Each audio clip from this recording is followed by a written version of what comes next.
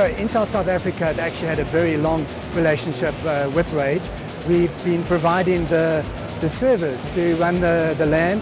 So the LAN backbone is all running off Intel-based Xeon quad-core processors.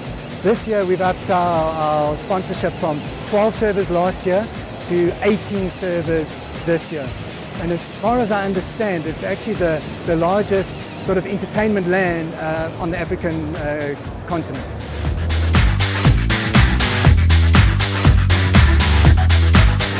So as you can imagine, Intel spends a lot of money every year in research and development to make sure that we're going to be involved in the next big thing.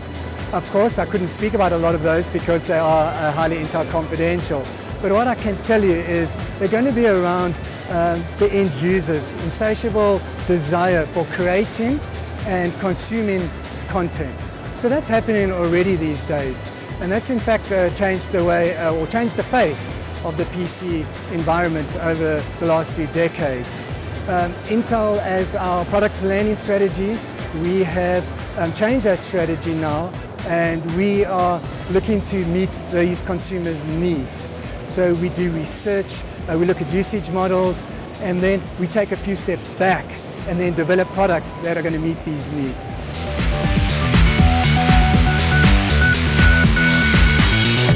Storage is definitely one agenda item that everybody is speaking about. It seems to be that people tend to be pulling in different ways, trying to create their own standards. With Intel, what we're trying to do is, of course, work with open standards and try and bring in the whole ecosystem. I think for us the most important things that we are looking at right now is efficiency from the data center. So yeah, processing performance is important and we are working on increasing that, but reducing power consumption is really important for the data center and for cloud. And of course security is number one as well. Of course, in South Africa, one of the limitations would be for storage and the data center would be our level of connectivity is not up to scratch like the rest of the world. So that's one area where we're going to be lagging in South Africa. Okay, so I hear a few comments from people in the past about how the desktop market is lagging behind and it's dying or dead. Definitely not. We can see growth forecasted in the next 3 years.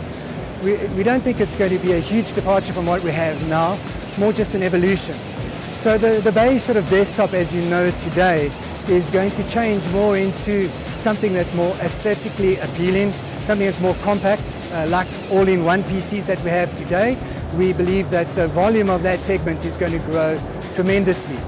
All-in-one is going to become the center of the household where you can still create content and your documents and then secure them and then serve them to other mobile environments, whether it's in the cloud or mobile devices that you have in the home. Of course, from the commercial side, all-in-ones also play a huge role as well.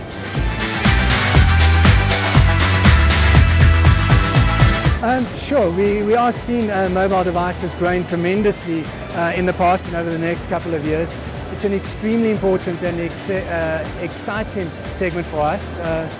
We believe we've redefined the mobile computing experience with our Ultrabook category. So Intel introduced the Ultrabook category last year. We've got some awesome developments coming out quite soon. You're going to see from Intel Ultrabook something called Convertible. And what this will do is will allow you to have the normal laptop experience when you want to have it. And then, of course, if you want to have a tablet experience, you can change that Ultrabook to be able to be more like a tablet. For instance, you can either remove the screen if you want to and use the screen as a tablet. In another instance, you will be able to slide the screen down on top of your keyboard and then you can use it as a tablet. For us, Ultrabooks is responding to those consumer needs that I was talking about earlier. And that is just like you and myself and other users out there, whether you're a game or business user, I'm sure you would want a mobile device that has a good performance, that is in a light, thin form factor and it's got long battery life. Talking mobile as well, we can talk about cell phones. Intel has had, well, we put a lot of effort into the mobile phone industry. We've now seen over the course of 2012 4 product announcements. The first at the beginning of the year was Lenovo in the Far East. The latest has been from Motorola, the Razr cell phone, all based on Intel Atom system on chips. This new Atom processor will give a very good performance, especially gaming side of things, with long battery life as well. So as you could expect from Intel, every time we bring out a new processor, you can expect one of a couple of things. First of all, performance to go up, then power consumption to go down.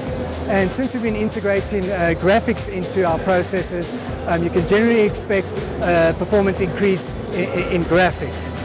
We have just finished the introduction of our third generation of core family of processors, and you can expect all of these things in comparison to the second generation from last year. So you will generally get a performance increase. You will get a more efficient processor that will consume less power, and you will get a better graphics visual experience.